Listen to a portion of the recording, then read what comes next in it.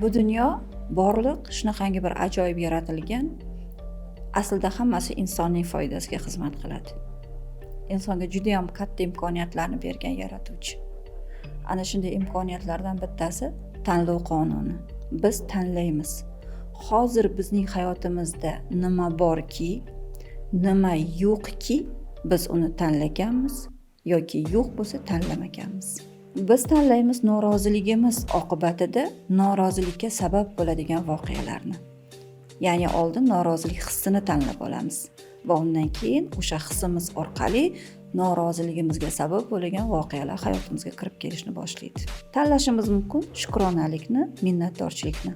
Oldin his qilib olishimiz kerak. Ya'ni borimizga minnatdor bo'lishimiz kerak. Ana undan keyin shunga sabab bo'ladigan voqea hodisalarni hayotimizga tortib olishni boshlaymiz.